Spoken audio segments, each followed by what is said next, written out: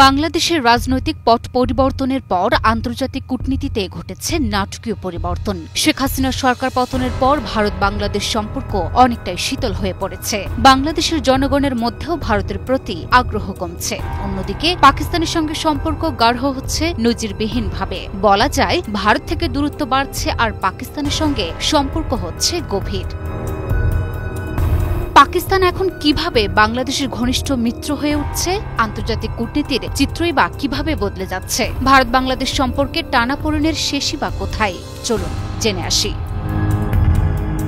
শেখ হাসিনা সরকার বিদায় নেওয়ার পর বাংলাদেশ ভারত সম্পর্ক আগের মতো উষ্ণ নেই। সীমান্তে উত্তেজনা, বাণিজ্য নিয়ে জটিলতা আর রাজনৈতিক মতভেদের কারণে দুই দেশের সম্পর্কে দূরত্ব দেখা দিয়েছে। তবে বাংলাদেশ এখন আর একা নয়। রাজনৈতিক পট পরিবর্তনের পর ভারত বাংলাদেশের রাজনৈতিক ইস্যু সহ সীমান্ত নিয়ে উত্তেজনা থাকলেও বিভিন্ন দেশ বাংলাদেশের পাশে দাঁড়িয়েছে। এর মধ্যে উল্লেখযোগ্য পাকিস্তান। একসময়ের প্রতিদ্বন্দ্বী পাকিস্তান এখন বাংলাদেশের ঘনিষ্ঠ বন্ধু হতে চলেছে। অন্তর্বর্তীকালীন সরকার ক্ষমতায় আসার পর থেকেই বাংলাদেশ ও পাকিস্তানের সম্পর্কের বাঁধন শক্ত হচ্ছে। মাত্র 4.5 মাসের মধ্যে দুই দেশের প্রধান দুইবার সাক্ষাৎ করেছেন। দুই দেশের মধ্যে সরাসরি বিমান পরিষেবা চালুর পরিকল্পনা এবং বাণিজ্যিক লেনদেন বেড়ে চলার ফলে নতুন সম্ভাবনার দ্বার উন্মোচিত হচ্ছে। এরই মধ্যে সরকারিভাবে প্রথমবারের মতো পাকিস্তান থেকে পণ্যবাহী জাহাজ বাংলাদেশে এসেছে। শুধু তাই নয়, ঢাকা করাচি সরাসরি বিমান যোগাযোগের পরিকল্পনাও চূড়ান্ত হয়েছে। এখন বাংলাদেশিরা ভারতকে পাশ কাটিয়েই সহজেই পাকিস্তান ভ্রমণ করতে পারবেন।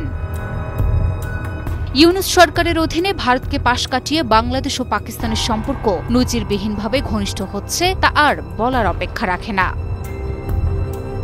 আর এই সম্পর্কের নতুন মাত্রা দিতে আসছেন পাকিস্তানের উপপ্রধানমন্ত্রী ইসহাক দার। এপ্রিলেই তিনি ঢাকা সফরে আসছেন। সফরে তিনি বাণিজ্য, সংস্কৃতি ও পর্যটন সহ বিভিন্ন বিষয়ে সহযোগিতা বাড়ানোর বিষয়ে আলোচনা করবেন। তবে তার সফরের তারিখ এখনও নির্ধারণ হয়নি। শুধু বাণিজ্য নয়, শিক্ষা ও সংস্কৃতির ক্ষেত্রেও দুই দেশ একে অপরের সঙ্গে ঘনিষ্ঠ হচ্ছে। ঢাকা বিশ্ববিদ্যালয়ের সাম্প্রতিক সিদ্ধান্ত অনুযায়ী পাকিস্তানের সঙ্গে শিক্ষা সংক্রান্ত সম্পর্ক পুনঃস্থাপন করা হবে। যুদ্ধের ক্ষত সরিয়ে নতুন ভবিষ্যতের দিকে এগোতে চায় দুই দেশই।